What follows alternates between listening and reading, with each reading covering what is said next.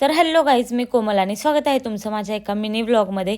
इथे मी, मम्मी आणि गणशा आम्ही चाकणला जाण्यासाठी निघालेलो, पण आमचं डेस्टिनेशन वेगळं होतं. मी दुसरीकडे आणि ते दुसरीकडे जाणार होते. जाताना चाकणमध्ये थांबलो, त्यांना खायला घेऊन दिलं आणि मला ज्या ठिकाणी जायचं होतं तर त्यांच्यासाठी पण मला खाऊ घ्यायचा होता. तो घेतल्यानंतर मी त्यांच्या सोसायटीमध्ये पोहोचले आणि तुम्हाला समजेलच मी कोणाकडे गेली आहे. तर इथे तुम्ही बघू शकता, ही आहे माझी मामी बहीण. तर तिच्या सासरी मी गेलेले आणि मॅडमचा अवतार बघा. गेल्या गेल्या तर तिने मला जेवायला बसवलं, ते तर फुटेज मी घेतलंच नाही. काही ज्यांना ओळखलं का 10K झाले बरं काहींचे. Thank you thank you thank you. त्यांच्याकडे ससा पण होता आणि तो इतका सुंदर कोथिंबीर खात होता. सो त्याचंही फुटेज घेतलं, जेवण केलं, गप्पा मारल्या.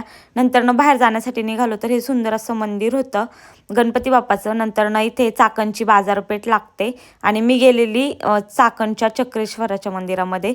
ते लोक म्हटले खूप सुंदर आहे, आम्ही नेहमी जातो, तुम्ही कधी येणार परत आमच्याकडे. तर आपण आलोच आहोत, तर फिरून पण येऊ, गप्पा गोष्टी होतील आणि मंदिर परिसरही दाखवू. तर ही आहे माझ्या मामाची मुलगी आणि ती मॅरिड आहे आता आणि तिच्या सासरीच मी गेलेली.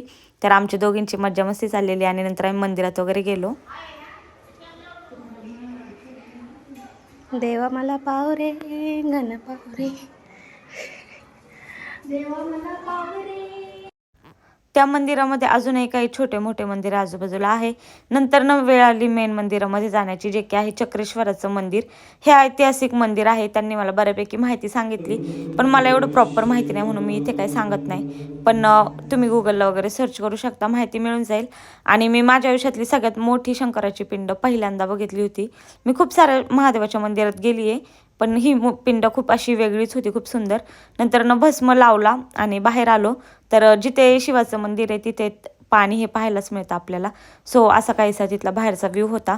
आणि मी इतकं मोठं मंदिर परिसर पण माझ्या आयुष्यात खरंच पहिल्यांदा पाहिलं.